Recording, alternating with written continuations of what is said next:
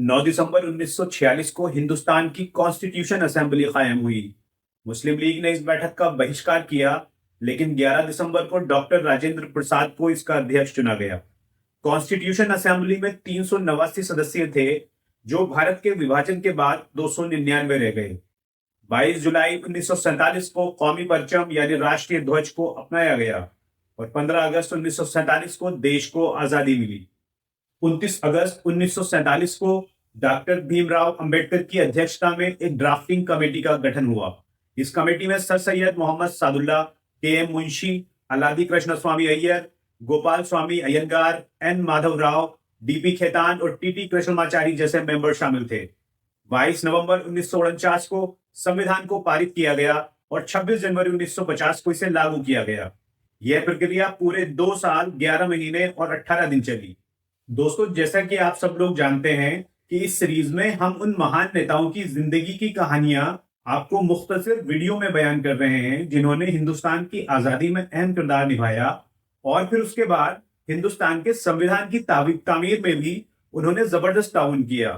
तो आज जिस शख्सियत के बारे में हम आपको बताने जा रहे हैं, वो है ब्रिटिश शासनकाल में असम के प्रधानमंत्री रहे आली जनाब सर सैयद सादुल्ला साहब, जो हिंदुस्तान का संविधान लिखने वाली ड्राफ्टिंग कमेटी के एक वाहिद मुस्लिम नेता थे। सर सैयद मोहम्मद सादुल्ला एक ऐसा नाम जिसने असम और हिंदुस्तान की आजादी के इतिहास में न मिटने वाली छाप छोड़ी। सर सैयद मोहम्मद सादुल्ला का जन्म 21 मई 1885 को गुवाहाटी के एक रिवायती मुस्लिम परिवार में हुआ। उन्होंने अपनी इब्तदाई तालीम कॉटन कॉलेज गुवाहाटी और आला तालीम प्रेसिडेंसी कॉलेज कोलकाता से हासिल की। पढ़ाई के बाद उन्होंने वकालत की दुनिया में कदम रखा और जल्द ही गुवाहाटी और कोलकाता हाई कोर्ट में एक काबिल वकील के तौर पर अपनी साख कायम की। सर सैयद मोहम्मद सादुल्ला सिर्फ एक वकील ही नहीं, बल्कि असम की तरक्की के बड़े मंसूबा साज भी थे। वे असम के प्रधानमंत्री रहे और उन्होंने जदीद असम की नींव रखी। उन्होंने कारोबार को बढ़ावा दिया और बंगाल से किसानों को असम लाकर कृषि को भी विकसित किया। खासकर जूट की खेती करने वालों की हौसला अफजाई की।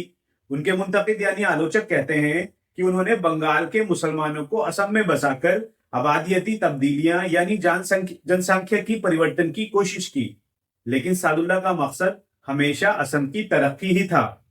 इससे जाहिर होता है कि सर सैयद मोहम्मद सादुल्ला न सिर्फ एक कुशल प्रशासक थे, बल्कि एक विजनरी नेता भी थे। उन्होंने ऑल इंडिया मुस्लिम लीग के साथ जुड़कर 1917 के कलकत्ता अधिवेशन में हिस्सा लिया और लखनऊ मुआहिदे में अहम किरदार निभाया।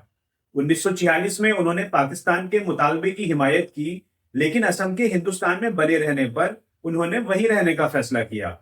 उन्होंने कबायली बिरादरियों के लिए काम किया और अपनी पहली कैबिनेट में जे निकोलस राय जैसे कबायली नेता को भी शामिल किया।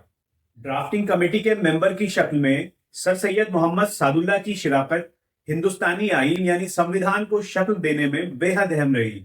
उनकी गहरी समझ और अदालती इल्म ने संविधान को मजबूती देने में मदद की। उनकी पहचान एक फैयाज यानी उदार और ईमानदार नेता की शक्ल में थी। उनके जैसे नेताओं ने इस बात को यकीनी बनाया कि हिंदुस्तान का संविधान तनव्वु और इत्तेहाद की अलामत बने, यानी विविधता और एकता का प्रतीक बने। सर सैयद मोहम्मद सादुल्ला जैसे हीरो इतिहास के पन्नों में कहीं खो गए हैं, लेकिन उनकी विरासत हमें याद दिलाती है कि सच्चे नेता वही होते हैं जो बिना किसी खुदगर्जी के मुल्क और मुआशरे की खिदमत करते हैं। दोस्तों, क्या आपने कभी सोचा है कि ऐसे अनसंग हीरोज को इतिहास की मुख्य धारा में क्यों नहीं लाया जाता? क्या आप उनकी कहानियों को जानना चाहते हैं? अगर हाँ, तो हमारे चैनल को सब्सक्राइब कीजिए, इस वीडियो को लाइक और शेयर कीजिए और याद रखिए, अगली बार जब आप असम या भारतीय संविधान के बारे में बात करें तो सर सैयद मोहम्मद सादुल्ला को जरूर याद करें। उनका नाम हमारी आने वाली पीढ़ियों के लिए एक इल्हाम यानी प्रेरणा है। तो दोस्तों, हमारी वीडियो देखने के लिए बहुत बहुत शुक्रिया। मिलते हैं अगली वीडियो में, तब तक के लिए जय हिंद, जय भारत।